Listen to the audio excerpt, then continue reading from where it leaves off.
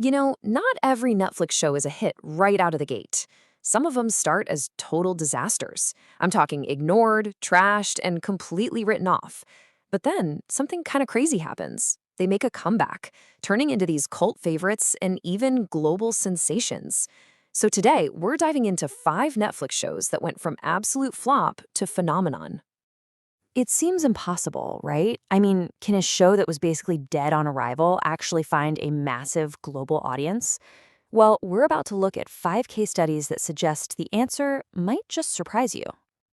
This right here is the journey we're exploring today. The leap from the flop to the hit. How does a show go from being ignored and trashed, even called boring, to becoming a global sensation, a viral hero? Let's get into it. All right, here's the plan. First, we'll look at some of the biggest comebacks, including one that sparked a legit global revolution. Then we'll see how fans rediscovered some hidden gems, and get this, how controversy can sometimes be the best marketing. And finally, we'll pull it all together to see what these zero to hero stories can teach us. Okay, let's dive right into the shows that truly rose from the ashes. We're going to start with probably the most legendary comeback of them all. Yeah, I'm talking about the Spanish drama La Casa de Papel, which the rest of the world knows as the one and only Money Heist.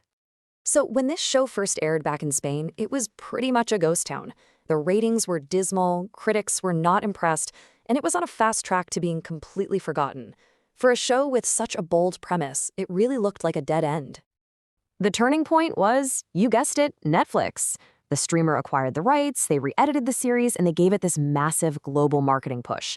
And suddenly, those red jumpsuits and elite masks weren't just costumes anymore. They became international symbols of rebellion, tapping into this worldwide anti-establishment feeling.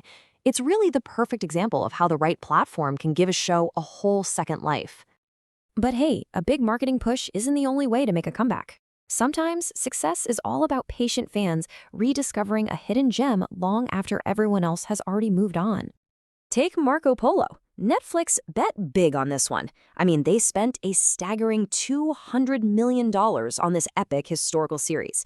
The stakes could not have been higher, but when it was released, it bombed. Hard. Critics called it slow, confusing. But here's a twist. Over time, viewers just found it on their own. The incredible visuals, these massive battles, and the complex political drama. It was exactly what a certain kind of audience was craving.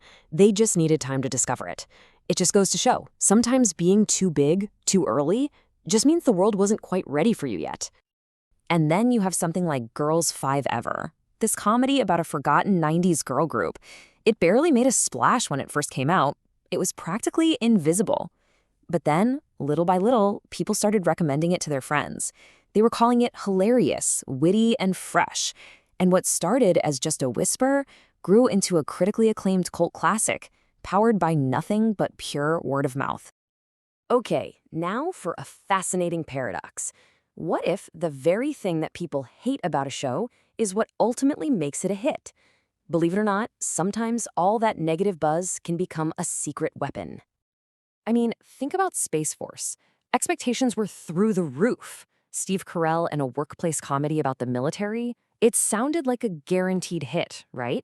But when it came out, the reviews were brutal. Audiences and critics pretty much all agreed it was a flop. But here's the thing. It's bold political satire, the very thing that turned a lot of critics off. It got people talking. Love it or hate it, everyone had an opinion. And that constant online debate is exactly what kept people watching, and it's what turned the show into a streaming hit. Speaking of risky, adapting one of the most beloved anime series of all time, that's always a gamble. And with Netflix's live-action Cowboy Bebop, it seemed like that gamble backfired, big time. Fans of the original unleashed this massive wave of backlash, saying it had lost the whole spirit of the anime. It looked totally dead on arrival. But then that paradox kicked in. All of that intense debate, all that negative buzz, it actually fueled curiosity. People who had never even heard of the original anime suddenly wanted to see what all the fuss was about. The controversy basically became its own viral marketing campaign. Wild, right? So, what do all these stories teach us? When you look at these 5 very different journeys from zero to hero, what are the key lessons we can actually take away from all this?